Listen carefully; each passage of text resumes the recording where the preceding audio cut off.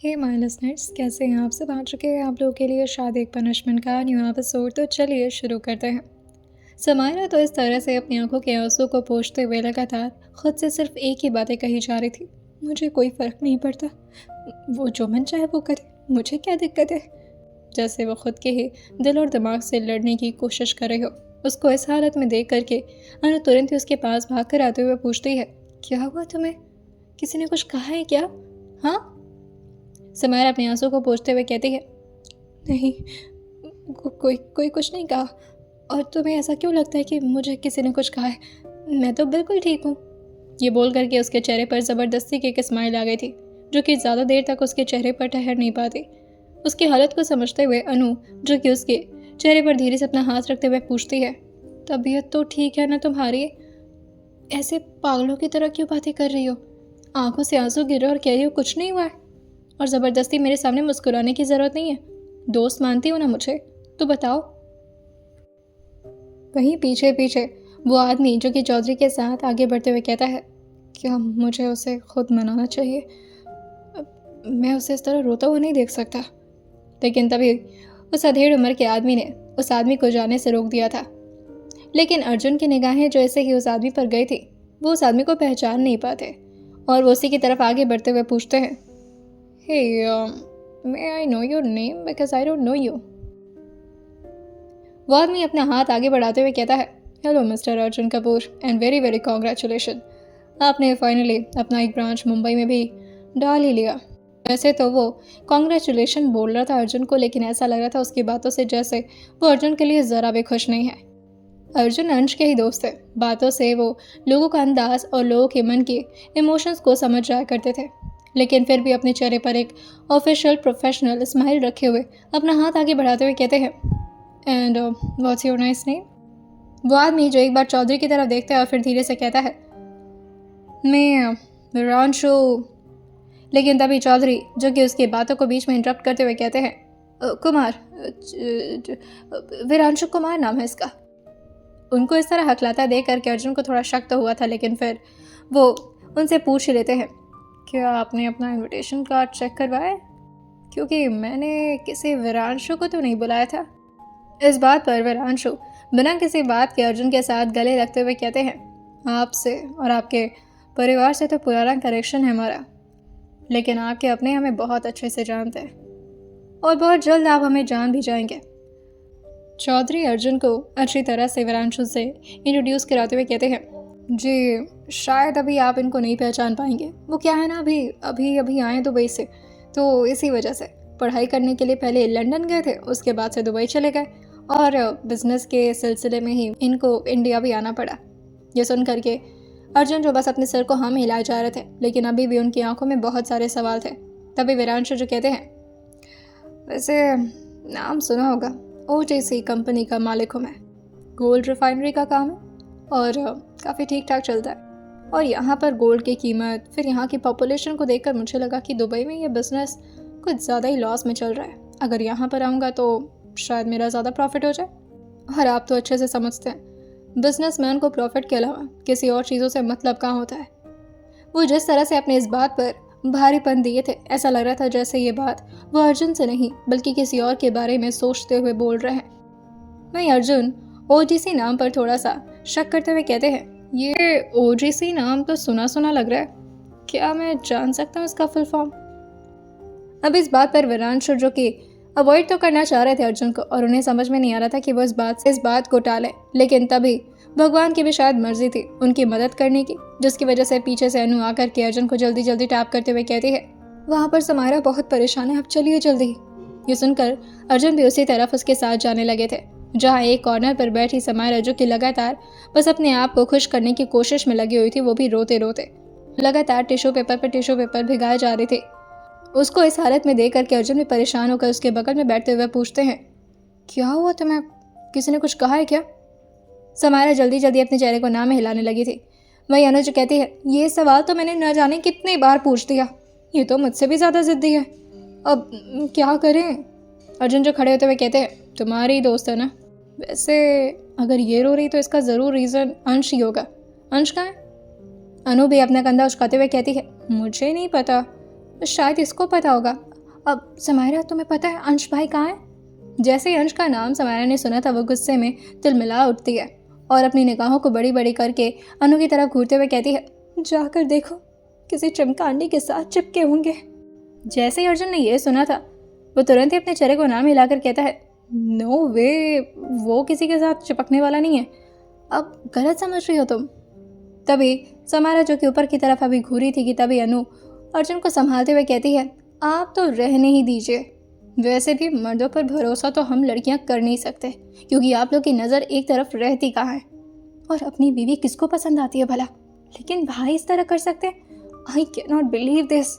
और वहीं वो उसके ठीक बगल में आकर के बैठ चुके थे और समायरा के एक हाथ को अपने हाथों में पकड़ते हुए कहती है, मैं समझ सकती हूँ, औरतों का दर्द सिर्फ औरत ही समझ सकती है ना, ये मर्द क्या जाने।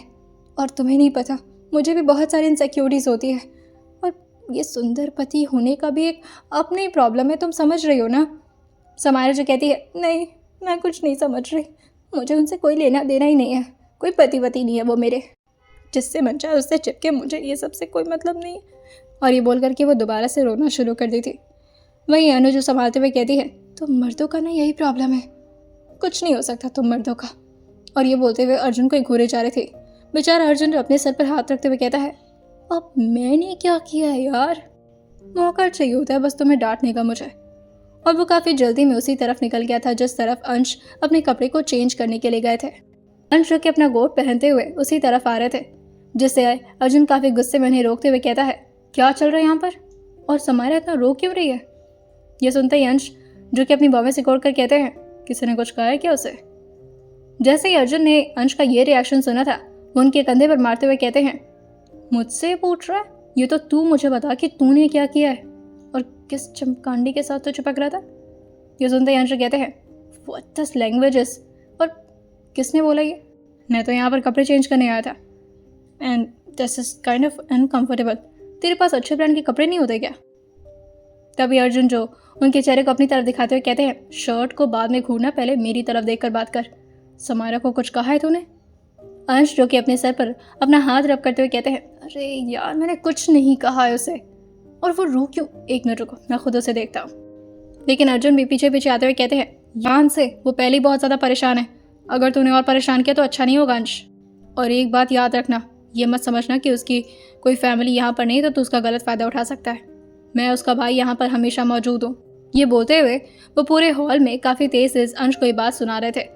पास के कुछ लोग भी अर्जुन की इस बात को सुन लिए थे, और जैसे ही वीरांशु ने इस बात को सुना था वो अपने चेहरे पर एक सस्पिशियस से स्माइल आते हुए कहता है, ओह, तो यहाँ पर कुछ नकली भाई भी मौजूद है उनके।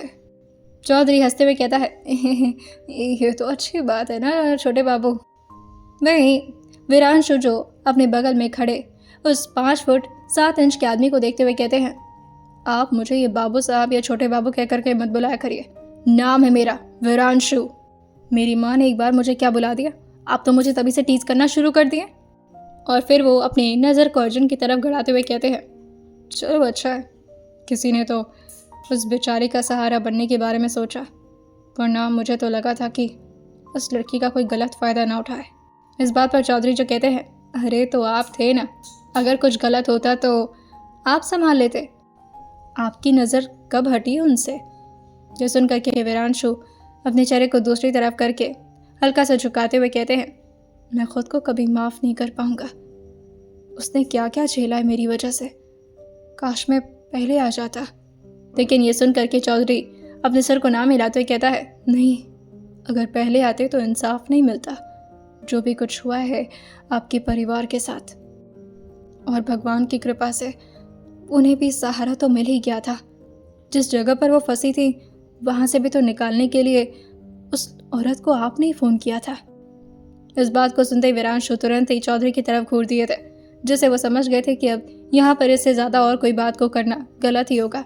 वहीं दूसरी तरफ अंश काफ़ी जल्दी में समायरा के पास जाते और उसके बगल में बैठते, लेकिन तभी अर्जुन जो कि उनको नीचे की तरफ बैठने का इशारा कर दिए थे। अंश जो कि अर्जुन की तरफ घूरते हुए कहते हैं, पागल हो गए, उतने लोगों के सामने नीचे बैठूंगा मैं? अर्जुन अपने सर को बड़े प्यार से हाँ मिलाते हुए कहते हैं, बीवी को मनाना है, नीचे क्या ज़मीन पर लेटना भी पड़ेगा, तब भी पीछे नहीं हटना चाहिए।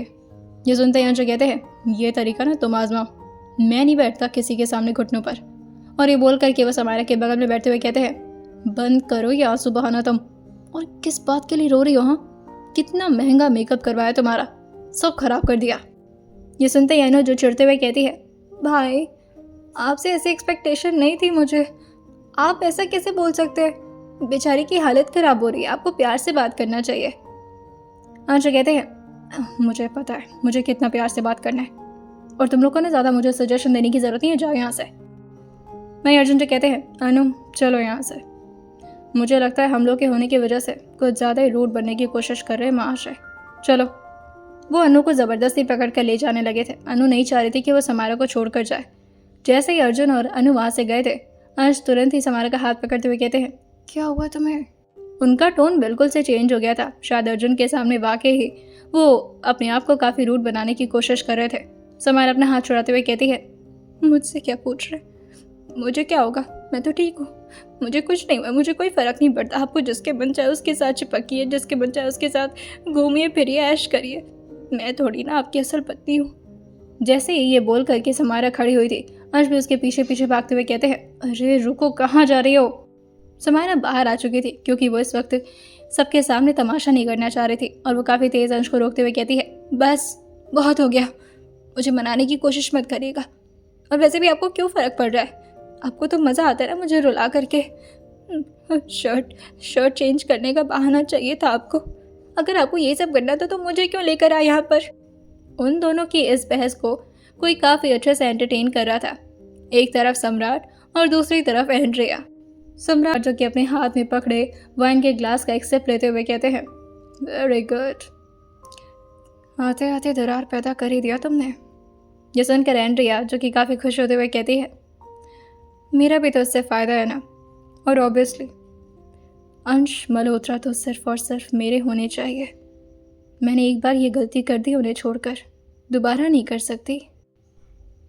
अंश बहुत ही मुश्किल से समायरा को मनाने की कोशिश किए जा रहे थे, लेकिन समायरा जो कि बार बार अपने चेहरे को नाम हिलाकर कहती है, बस करिए ना, क्यों मना रहे हो मुझे? वैसे भी मैं वाकई आपकी असल पत्नी। लेकिन तभी अंश उसके बाजू को काफ़ी ज़ोर से पकड़ते हुए कहते हैं, बस करो तुम, मेरा दिमाग खा रही हो ये बोल बोल करके। कहना क्या चाहती हो? क्या सुनना चाहती हो? मैं बोलूँ तुम्हें, सबके सामने चिल्ला करके ऐलान करूँ? अब समायरा को अंश की बातों से थोड़ी घबराहट महसूस होने लगी थी, जिसकी वजह से उसका रोना शांत भी हो गया था। वो धीरे से अंश की तरफ देखती हुई फिर अपने चेहरे को दूसरी तरफ मोड़ ली थी, लेकिन अंश ज़बरदस्ती उसके चिन को पकड़ करके अपनी तरफ घुमाते हुए कहते हैं, no, just tell me what I have to commit in front of you, जिससे तुम्हें यह समझ में आएगा दैट नथिंग। वो बोलते बोलते एकदम से रुक गए थे। वहीं इस वक्त अंश के बटन पर एक माइक्रोचिप लगा हुआ था, जिससे सम्राट और एंड्रिया उन दोनों की बातों को सुन रहे थे। सब काफ़ी ज़ोर से अपने सामने रखे टेबल पर मारते हैं, जिससे उनके हाथ को काफ़ी ज़्यादा जख्म पहुंचा था, और वो लगभग चिल्लाते हुए कहते हैं, नो, ये अंश कहने क्या वाला था, क्या वो हमें देखकर रुक गया? कहीं उसे पता तो नहीं चल गया कि हम उसे सुन रहे हैं? लेकिन एंड्रिया जो कि पूरे कॉन्फिडेंट लहजे में कहती है, नो वे, पॉसिबल ही नहीं है। मैंने जिस तरह से चिप लगाया है ना, उन्होंने देखा भी नहीं। समायरा भी एक तरफ पूरी तरह से कंफ्यूज थी और जानने की कोशिश करते हुए पूछती है, क्या कहना चाह रहे थे आप? क्या कमिट करना चाहते हैं? लेकिन अंश जो कि उसको चुपचाप गाड़ी में बैठने का इशारा कर दिए थे। जैसे उन्होंने दरवाज़ा बंद किया था समायरा की तरफ का, उन्हें इस वक्त अपने ठीक सामने यानी कि अपनी गाड़ी के विंडो ग्लास पर किसी की रिफ्लेक्शन नज़र आ रही थी कि कोई उन्हें चोरी चोरी सुनने की कोशिश कर रहा है, और ये बात उन्होंने देख कर ही अपनी बातों को बीच में काट दिया था। उन्हें इस बात का भी अंदाज़ा लग चुका था कि ये कौन लड़की है, और वो समझ जाते हैं, जिसकी वजह से वो चुपचाप जाकर के अपनी ड्राइविंग सीट पर बैठ चुके थे और समायरा को समझाते हुए कहते हैं, नो, जस्ट स्टॉप क्राइंग। और ये असल की बीवी या नकली बीवी बोलने की बार बार ज़रूरत नहीं है, कोई सुन लेगा तो प्रॉब्लम हो जाएगी। समायरा जो अंश की तरफ देख कर के अपने चेहरे पर एक दर्द भरी मुस्कान लाते हुए कहती है, आपको इस बात से फ़र्क पड़ता है कि अगर कोई दूसरा सुन लेगा तो प्रॉब्लम हो जाएगी, और मुझे जो प्रॉब्लम हो रही है इस बात की आपको कोई भी फ़र्क नहीं पड़ता ना? अच्छी बात है, ना आपको फ़र्क पड़ता है ना मुझे फ़र्क पड़ता है। इसी तरह से 1 महीने गुजार लेंगे, और आपका जो असल काम है ना उसे ख़त्म करिए। ऐसे भी 1 महीने के रिश्ते को मैं और ज़्यादा दिन चलाना भी नहीं चाहती। मैं चाहती हूँ कि जल्द से जल्द ये सब कुछ ख़त्म। लेकिन तभी उसके ये बोलते ही उसके हाथ को काफ़ी ज़ोर से अंश ने पकड़ लिया था, लेकिन इस तरह से नहीं कि उसे दर्द हो, बल्कि इस तरह से कि वो उसको विश्वास दिला रहे हो कि ऐसा कुछ नहीं होने वाला और उन्होंने कोई गलती नहीं की है। अंश जो कि समायरा से कहते हैं, मुझे लगता है कि अब हमें यहाँ पर नहीं रहना चाहिए। थोड़ा भी देर और यहाँ पर रुके तो तुम्हारा दिमाग और ख़राब हो जाएगा, और इस वक्त मुझे कुछ प्रॉब्लम नज़र आ रही है। हम यहाँ से चलते हैं। जैसे अंश की गाड़ी शुरू हुई थी, क्रिश भी भागे भागे आकर के सारे बॉडीगार्ड्स को इत्तला कर दिया था और पीछे सारे बॉडीगार्ड्स उनको फॉलो करना शुरू कर चुके थे। वहीं सम्राट अपने हाथ में लिए स्नाइपर को प्यार से देखते हुए कहता है, लगता है अब तो ज़रूरत बहुत जल्द पड़ने वाली है मुझे। एंड्रिया ये सुन रही थी, जिसे वो थोड़ा घबरा कर पूछती है, किससे बात कर रहे हैं आप सर? मुझसे? लेकिन सम्राट हंसते हुए कहते हैं, तुमसे तो जो ज़रूरत है वो मैं निकाल लूँगा। मैं तो अपनी खूबसूरत सी प्यारी सी अपनी बेस्ट फ्रेंड से बात कर रहा था। ये सुनते ही एंड्रिया समझ गई थी कि सम्राट किसकी बात कर रहे हैं और वो घबराते हुए कहती है, नो नहीं, मैंने आपसे वादा लिया है ना, अगर जल्द से जल्द वो मेरे नहीं हुए तो कि तभी सम्राट जो कहते हैं, मेरे नहीं हुए का क्या मतलब है? मुझे सिर्फ मेरी नायरा से मतलब है, बाकी वो अंश है भाड़ में, मैं तो चाहता हूँ कि मर ही जाए। लेकिन तभी एंड्रिया जो कहती है, नहीं, ये डील नहीं थी हमारे बीच। इस बार मैं आपका कोई काम का पैसा नहीं ले रही हूँ। इस बार जो मुझे चाहिए वो मैं किसी भी हालत में लेकर रहूँगी। अंश को आप नहीं मार सकते, क्योंकि अगर आपने ऐसा किया तो मैं ये काम नहीं करूँगी और सब कुछ जाकर के अंश को बता दूँगी। इस बात पर सम्राट नाराज़ होते हुए कहते हैं, तू जाएगी बताने अंश को, और उसके बाद तेरा क्या होगा? वो तेरी आरती उतारेगा। सबसे पहले तो उसके हाथों तू ही मरेगी, जब उसे पता चलेगा कि कितना बड़ा धोखा दिया तूने उसे। वो बंदा 2 साल से डिप्रेशन में जा चुका था तेरी वजह से। उसके बाद अगर तू वापस आएगी उसकी ज़िंदगी में तो उसे प्यार तो घंटा नहीं होने वाला। सम्राट की बातों का जवाब देते हुए एंड्रिया को सोचते हुए कहती है, मैं इस तरह से उनकी ज़िंदगी में वापस जाऊंगी कि उन्हें मेरी ज़रूरत खुद महसूस होगी, और वो जब मुझे देखेंगे ना तो ज़ोर से आकर गले लगा लेंगे और कहेंगे, कहाँ थी अब तक तुम? कितना इंतज़ार किया मैंने तुम्हारा नायरा। ज़रूर ऐसा होगा एक दिन। सम्राट ये सुन करके हंसते हुए कहता है, चलो इस गलत फहमी में भी जी लो तुम कुछ दिन, लेकिन जिस दिन तुम्हें भरोसा हो जाए कि अंश तुमसे प्यार नहीं करने वाला, मेरे को बता देना, उड़ा दूंगा उसे। और हाँ, अगर उसने मेरी नायरा को छूने की कोशिश की तो वैसे भी मरेगा वो। फिर मैं तुम्हारे बारे में नहीं सोचूंगा, और ये मत समझना कि अगर तुम उन दोनों को अलग नहीं कर सकती तो मैं नहीं कर सकता। जब अंश ही मर जाएगा तो बेचारी मेरी प्यारी नायरा तो अकेले हो ही जाएगी, और उसको संभालने वाला कोई तो चाहिए ना। एंड्रिया इस बात से कांपने लगी थी और रिक्वेस्ट करते हुए कहती है, प्लीज़ आप ऐसा। लेकिन तभी बीच में ही सम्राट ने फ़ोन कट कर दिया था और अब माइक्रोचिप से भी कोई आवाज़ नहीं आ रही थी, क्योंकि उसका एक एरिया लिमिटेशन था जहाँ तक वो लोग उन लोग को सुन पा रहे थे। अब गाड़ी उससे बाहर निकल चुकी थी और ये गाड़ी अब एक जंगल के बीचों बीच चल रही थी। अर्जुन जो पार्किंग लॉट में आकर के चेक करते हैं, जहाँ पर अंश की कोई भी गाड़ी नज़र नहीं आती और ना ही उनकी कोई बॉडीगार्ड्स की, जिसे वो थोड़ा परेशान होकर के पहले तो अंश को कॉल किए थे, लेकिन फिर वो खुद ही से कॉल कट करते हैं और क्रिश को कॉल लगा देते हैं। शायद वो क्रिश को कुछ समझाने की कोशिश कर रहे थे। दूसरी तरफ से कॉल जैसे ही पिक हुआ था, क्रिश काफ़ी जल्दी में पूछता है, हेलो अर्जुन सर। भाई अर्जुन जो पूछते हैं, अंश की गाड़ी यहाँ पर नहीं है, वो कहाँ है? वहीं क्रिश जो अपने सामने की तरफ देखते हुए कहता है, वो तो यहीं है सर। लेकिन अब अर्जुन को तो ये बात दिखाई दे नहीं रही थी कि आखिर क्रिश कहना क्या चाह रहा है, जिससे वो फ़ोन की तरफ देखकर पूछते हैं, क्या? क्रिश जो कहता है, अब मेरा मतलब है मेरे सामने ही है सर, मतलब उनकी गाड़ी चल रही है, हम उनके पीछे पीछे हैं। क्या हुआ सर, कोई प्रॉब्लम? नहीं अर्जुन जो कहते हैं, नहीं उसने मुझे बताया नहीं। ये सुनकर क्रिश जो दोबारा से हंसते हुए कहता है, वो कोई भी काम किसी को बताकर नहीं करते, उनके लिए वो खुद ही मालिक है। वैसे आपको कोई प्रॉब्लम तो नहीं है ना इस बात से कि वो आ गए? तो आप नाराज़ मत होएगा, आप तो जानते हैं ना अंश सर को।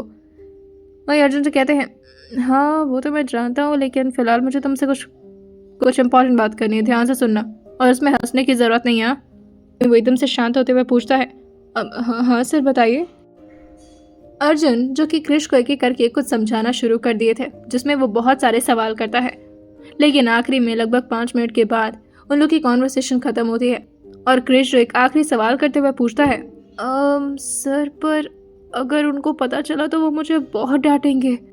ट्रस्ट मी, वो तुम्हें नहीं डांटेगा, लेकिन हाँ, जो मैंने कहा है बस उसको फॉलो करना, क्योंकि अगर तुमने ऐसा नहीं किया तो मैंने बहुत कुछ प्लान किया है, और अगर मेरी प्लानिंग में कोई खराबी डालने की कोशिश करता है तो मैं उसकी हड्डियां तोड़ देता हूँ क्रिश। ये सुनकर क्रिश जो कहता है, आप भी उन सर के साथ रह करके उनकी तरह ही हो गए हैं सर। अब ठीक है, बट मैं ध्यान रखूँगा। और ये बोल करके वो थोड़ा सा निराश होकर के अपने फ़ोन को कट कर दिया था, क्योंकि उसे अर्जुन से इस तरह की बात की तो बिल्कुल भी उम्मीद नहीं थी। वहीं दूसरी तरफ अर्जुन जो केनू का हाथ पकड़ते और धीरे से उसकी तरफ झुक करके उसके हाथों को किस करते हुए कहते हैं, आई होप सो कि मेरा आइडिया काम कर जाए। उसके बाद तुम्हारा भाई फाइनली इस बात को कमिट करने के लिए रेडी हो ही जाएगा कि वो वाकई उस लड़की को पसंद करता है। पता नहीं क्या होने वाला है। अनु भी खुश होते हुए कहती है, आई विश समायरा भाभी, समायरा तो मेरी दोस्त जैसी है, पर फिर भी मुझे लगता है कि वो अंश भाई के लिए परफेक्ट है। दूसरी तरफ इस वक्त अंश की गाड़ी जो कि चलती जा रही थी और लगातार अंश समायरा से कुछ बात करने की कोशिश में लगे हुए थे, लेकिन समायरा तो कुछ भी नहीं सुनती। तभी अचानक से उनकी गाड़ी जो कि आकर के रुक गई थी और इस वक्त उनके आसपास कोई भी गाड़ियां नहीं थी। ये देख करके वो काफ़ी ताज्जुब हो गए थे, क्योंकि उनके आसपास हमेशा 4-5 गाड़ियां तो हमेशा अवेलेबल होती थी। अंश जो कि गाड़ी से बाहर उतरते हैं और फिर अपने ठीक पीछे की तरफ देखते हुए कहते हैं, कहाँ रह गए सब। सामने की तरफ भी उन्हें कोई नजर नहीं आता और वो काफी हैरान होकर के अपने सामने के गाड़ी के स्क्रीन की तरफ ही देखे जा रहे थे, जहां पर इस वक्त उनके गाड़ी का फ्यूल बिल्कुल लो हो चुका था। अंश इस बात पर अपनी एक उंगली से अपने फोrehead को रब करते हुए कहते हैं, हाउ इज इट पॉसिबल, मेरा गाड़ी का टैंक तो हमेशा फुल रहता है। वो दोबारा से जाकर के इधर उधर चेक करते हैं, जहां पर उन्हें हल्का हल्का पेट्रोल की महक आना शुरू हो गई थी, जिसे महकते हुए वो ये समझ गए थे कि इस वक्त उनकी गाड़ी के साथ किस तरह किसी ने छेड़खानी करने की कोशिश की है। वो काफ़ी गुस्से में आते हैं और वो लगातार क्रिश को कॉल करना शुरू कर दिए थे, लेकिन दूसरी तरफ से कॉल क्रिश का पिक ही नहीं होता। आसपास के जितने भी बॉडीगार्ड्स उनके पीछे पीछे आ रहे थे, उनमें से अंश के पास कुछ लोगों का नंबर सेव था। वो फ़ोन तो मिलाते हैं, लेकिन इस वक्त फ़ोन उनका किसी के पास भी नहीं जा पा रहा था। मौसम पूरी तरह से ख़राब हो चुका था और अब बारिश भी शुरू हो जाती है, जिसकी वजह से अंश को दोबारा से गाड़ी के अंदर ही आकर के बैठना पड़ता है। समायरा जो कि अपने रुआ से भरे गले से अंश से पूछती है, अब ये क्या हो गया। वही अंश कहते हैं, और नाराज़ हो मुझसे, देखो गाड़ी भी गुस्सा आ गई है, पता नहीं क्या होने वाला है, और आसपास कोई यहाँ पर है क्यों नहीं, ना कोई फ़ोन उठा रहा है ना कुछ, कहीं कुछ हो तो नहीं गया ना। अंश काफ़ी ज़्यादा ओवर थिंक करते थे और ऑब्वियसली ऐसे सिचुएशन में कोई भी ओवर थिंक कर सकता था। काफ़ी रात हो चुकी थी और अंश इस वक्त अकेले नहीं थे, उनके ऊपर एक लड़की की जिम्मेदारी थी और इसे कुछ भी नहीं होना चाहिए। ये सोचते हुए अंश जो कि समायरा से कहते हैं, तुम गाड़ी के अंदर बैठो, मैं चेक करके। लेकिन तभी समायरा अपना हाथ अंश के हाथों में रखते हुए कहती हैं, आप कहाँ जा रहे हैं, मत जाइए ना, यहाँ पर तो हर जगह जंगल है, अगर कोई आ गया तो। नहीं, आप अकेले नहीं जा सकते। अंश उसकी तरफ देखकर पूछते हैं, तुम इतनी डरपोक हो, गाड़ी के अंदर भी तुम्हें डर लग रहा है। समायरा जो कहती है, मैं क्यों डरूंगी, मैं तो बचपन से गांव में रही हूँ, पर आप नहीं रहे ना, और आप ऐसे जंगल वाले इलाके में बाहर निकलेंगे तो कोई शेर वेर आ गया तो। समायरा को अंश अपने ब्लैक गन दिखाते हुए कहते हैं, ये याद है तुम्हें, जिसे देख करके समायरा डरते हुए कहती है, हाँ ये मेरी तरफ क्यों दिखा रहे हैं आप, मुझे मारने वाले। तभी अंश अपने गन को दोबारा से अपने कोट के अंदर वाले पॉकेट में रखते हुए कहते हैं, ज़रूरत पड़ी तो हाँ, फिलहाल शांत बैठो, मैं चेक करता हूँ क्या पॉसिबल है। बाहर अभी भी बहुत तेज बारिश होना शुरू हो गई थी और काफ़ी जल्दी ही अंश का ओवरकोट जो कि भीगना शुरू कर दिया था और साथ ही उनके अंदर के कपड़े भी। आसपास पूरी तरह से अंधेरा था, लेकिन एक तरफ हल्की हल्की डिम लाइट उन्हें नजर आती है, जिसे देखकर वो इतना तो समझ गए थे कि आसपास कहीं एक ऐसी जगह है जहां वो स्टे ले सकते हैं शायद आज रात के लिए। और वो एक कोशिश करके देखना चाहते थे, लेकिन उन्हें समझ में नहीं आ रहा था कि उन्हें समायरा को वहां पर लेकर जाना चाहिए या नहीं।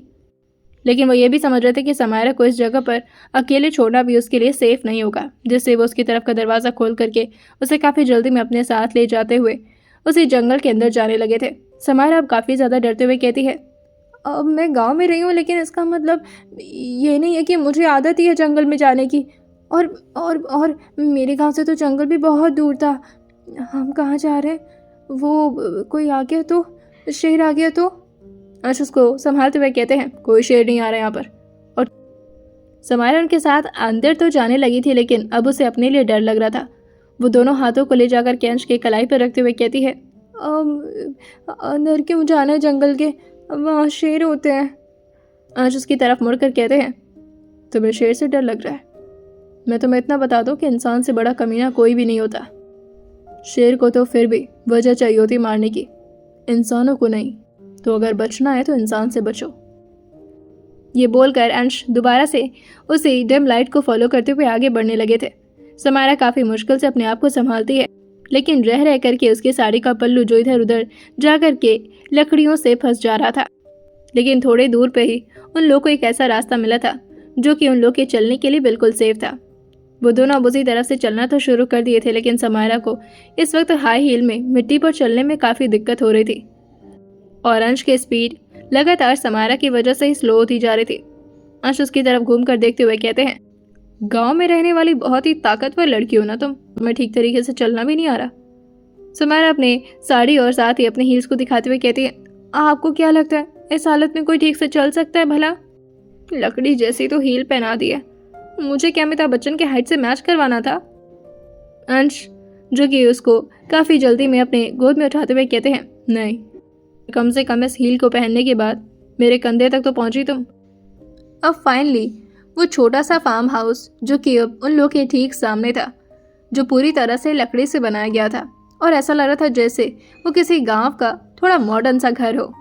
आसपास येलो कलर के लैंप्स चल रहे थे जो दिखने में काफी ज्यादा एंटीक और यूनिक थे।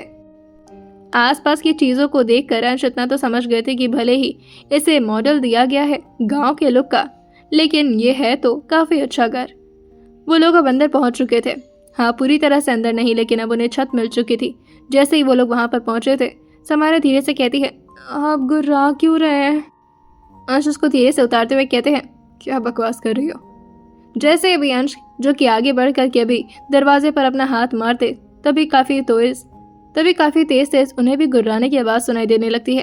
और ये गुर्राहट की आवाज अब दोनों क्लियरली सुन पा रहे थे, जिससे समायरा तो बस अंश की बाहों में चिपकना शुरू कर देती है और वो धीरे से कहती है, अब हम दोनों नहीं बचेंगे।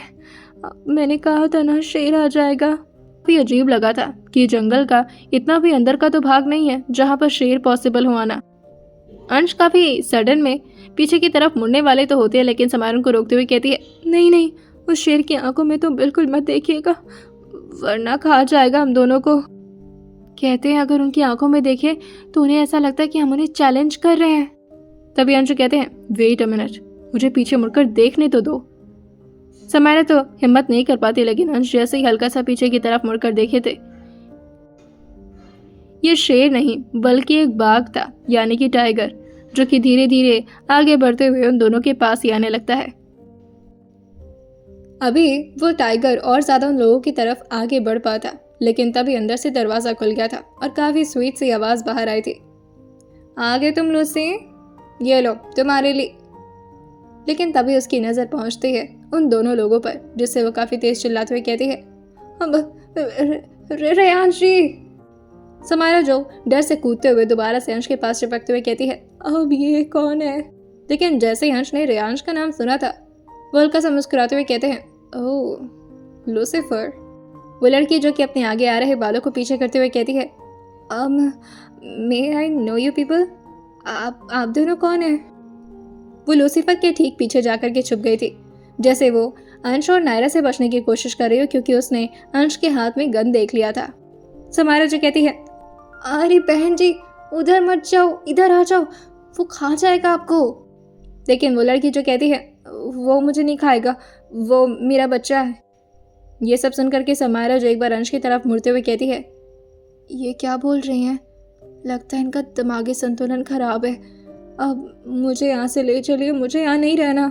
लेकिन अंश उसके बाजू पर अपना हाथ चलाते हुए कहते हैं, रिलैक्स, कुछ नहीं हो रहा मैं।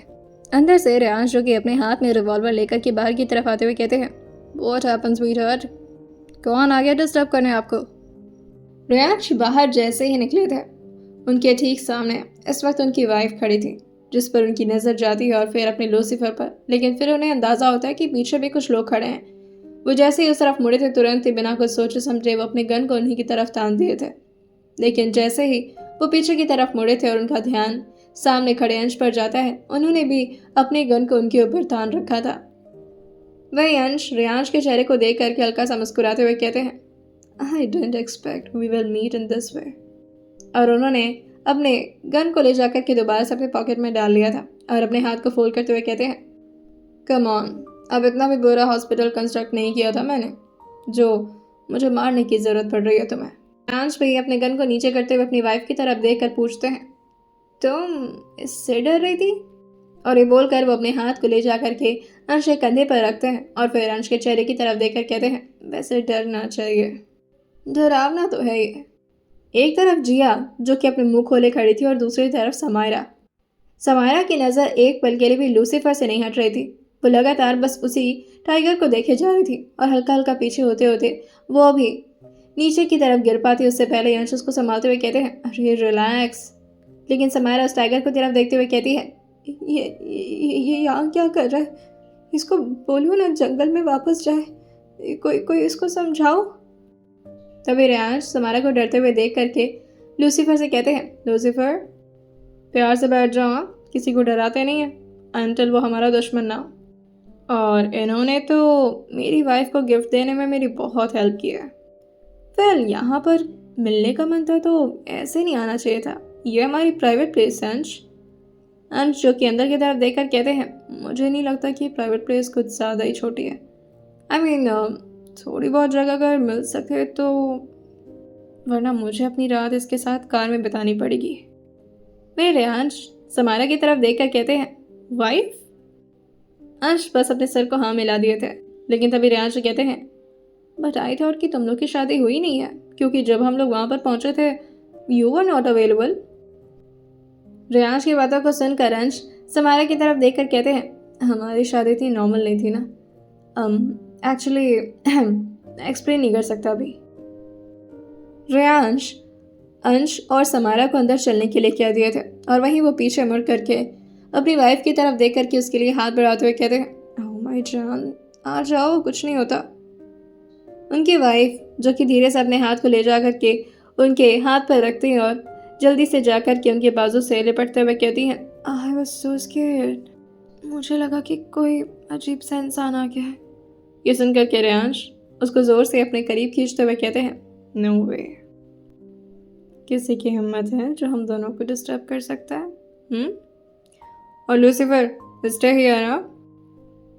तभी उनकी वाइफ पीछे मुड़ करके लूसीफर को देखते हुए कहती है, इसका मन नहीं लग रहा, आपको इसकी भी वाइफ को लेकर आना चाहिए था, है ना लूसीफर? लूसीफर बस धीरे से अपने सर को हाँ मिलाते हुए अपना जीभ निकाल करके बड़ी प्यारी निगाहों से रेयांश को देखने लगा था, जैसे वो चाह रहा हो कि अगर वो भी अपनी वाइफ के साथ आया होता तो वो भी थोड़ा बहुत रोमांस कर लेता। अंश अपनी वाइफ को अपने और करीब खींचते हुए उसे अंदर ले जाते हुए कहते हैं, तुम्हें पता है ना जिया, उसकी तबीयत ठीक नहीं है and she needs medical treatment. बारिश में रहना उसे बिल्कुल भी ठीक नहीं था और उसके साथ रह करके लूसीफर भी बहुत कमज़ोर पड़ रहा था। दैट्स वाई अभी अंदर चले, हमें गेस्ट की खातिरदारी भी करनी है। समायरा जो कि अंश से थोड़ा दूर दूर पर रह रही थी, जिसे देख करके रेयांश जिया के साथ और चिपकते हुए उन दोनों को देख कर कहते हैं, हस्बैंड वाइफ ही हो ना? अंश अपने गोद को निकाल करके अपने बालों पर अपना हाथ फेरते हुए कहते हैं,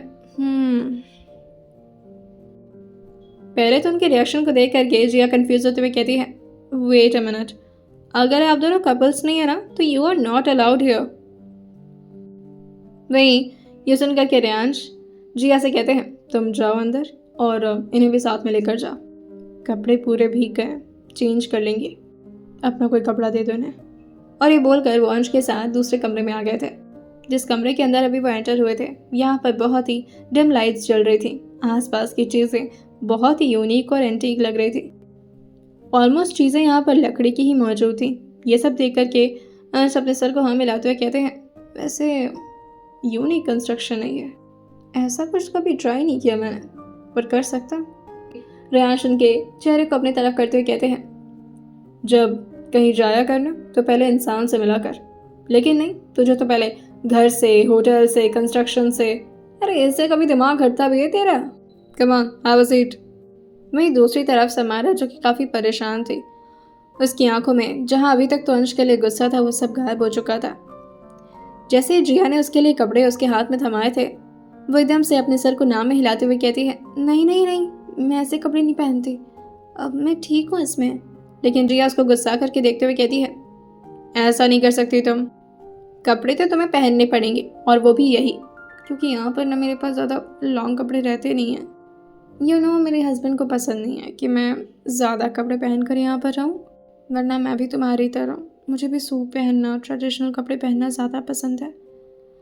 बट लेकिन समारा, जो कि अचानक से जिया के चेहरे को बहुत ही ध्यान से देखने लगी थी, और फिर वो धीरे धीरे अपने मुंह को खोलते हुए कहती है, हाँ, आप तो वो है ना जिसने मूवी बनाई है पिंजरा? ओ माय गॉड, मैं आपसे मिल पा रही हूँ। ये सुन करके जिया जो हल्का सा मुस्कुराते हुए कहती है, अभी तक भी तो मुझसे ही मिल रही थी, क्या हो गया? समारा उनके हाथ से अपना हाथ मिलाते हुए कहती है, I am your big fan. मैं ना अपनी मौसी के साथ हम लोग ना थिएटर गए थे मूवी देखने के लिए, बहुत दूर जाना पड़ा था, और आपकी मूवी थी वो, कितनी अच्छे से बातें की थी आपने, और आपके साथ वो हीरो भी बहुत अच्छे लग रहे थे। तभी जिया उसके मुंह पर हाथ रखते हुए कहती है, बोल मत देना तुम, अभी तक चिढ़ते हैं वो इस बात से, और अभी तक मुझे जितनी भी मूवीज़ मिली है ना, सब में सिंगल रोल मिला है।